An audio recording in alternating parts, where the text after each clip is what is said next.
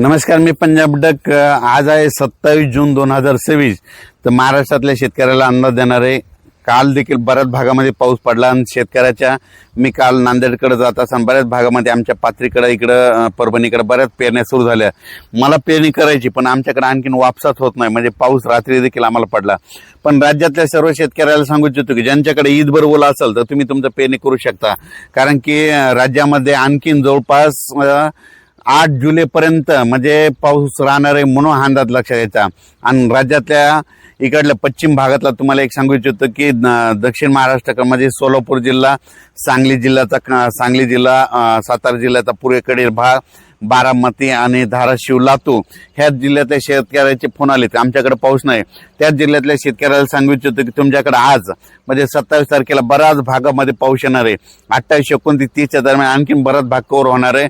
तुमच्याकडे चांगला पाऊस पडला आणि ईदभर ओलं झाली तर तुम्ही तुमचा पेरणीचा निर्णय घेऊ शकता।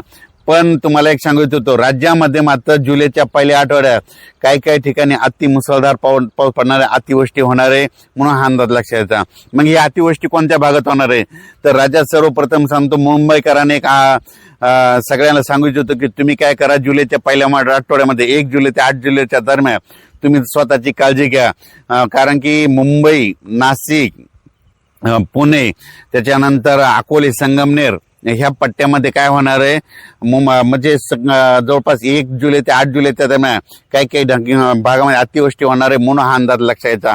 ओढे नाले एक होतील आणि त्याच्यानंतर काय होईल, जे सकल भाग आहे त्या भागामध्ये पाणी साचणार आहे, म्हणून तुम्ही तुमची काळजी घ्यायची, म्हणून हे देखील सर्व शेतकऱ्यांना लक्षात घ्यायचं। उत्तर महाराष्ट्रातल्या शेतकऱ्याचे फोन आले आमच्याकडे नंदुरबार, धुळेकडे काही भागामध्ये वंचित आहे, काही ठिकाणी पाऊस नाही।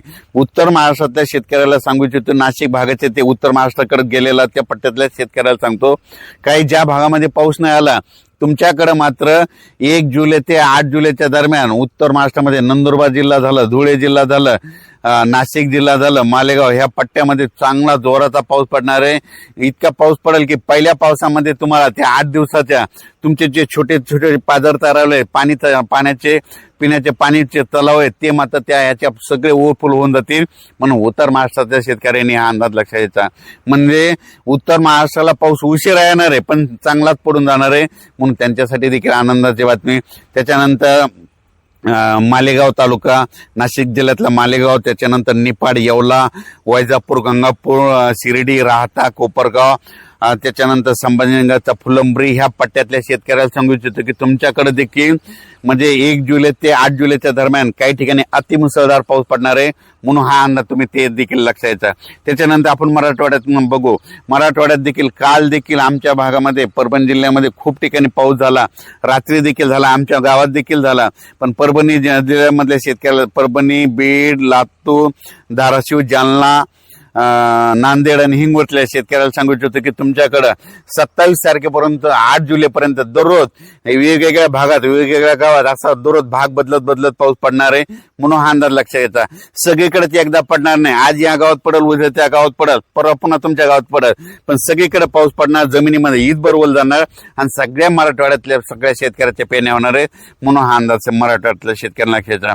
विदर्भातल्या शेतकऱ्याला सांगू इच्छितो, विदर्भात देखील आज वर्धा जिल्हा, नागपूर जिल्हा, भंडारा जिल्हा, गोंदिया जिल्हा, यवतमाळ जिल्हा, त्याच्यानंतर वाशिम जिल्हा, अकोला जिल्हा, बुलढाणा जिल्हा, अकोला, अमरावती ह्या परिसरात आज देखील म्हणजे दुपारनंतर बऱ्याच ठिकाणी पाऊस सुरू होणार आहे। पण 27 तारखेपर्यंत ते 8 जुलैपर्यंत सगळीकडे दररोज वेगवेगळ्या भागात, वेगवेगळ्या गावात पाऊस पडणार आहे। जे गाव वंचित राहिले त्या ठिकाणी देखील पाऊस पडणार आहे, म्हणून हा अंदाज लक्षात घ्यायचा। तुमच्या विदर्भातल्या ज्या शेतकऱ्याची जर ईदवर ओल गेली असेल तर तुम्ही तुमच्या पेरणी करू शकता, पेरणीचा निर्णय घेऊ शकता, म्हणून हे लक्षात घ्यायचं। पण राज्यात मात्र फक्त कमी पाऊस कोणत्या पट्ट्यात राहणार आहे, फक्त सोलापूर जिल्हा, पंढरपूर, एक सांगली, त्याच्यानंतर इकडे धाराशिवचं थोडंफार पडणार आहे, तिकडे देखील ह्या 3 दिवसात पडणार आहे।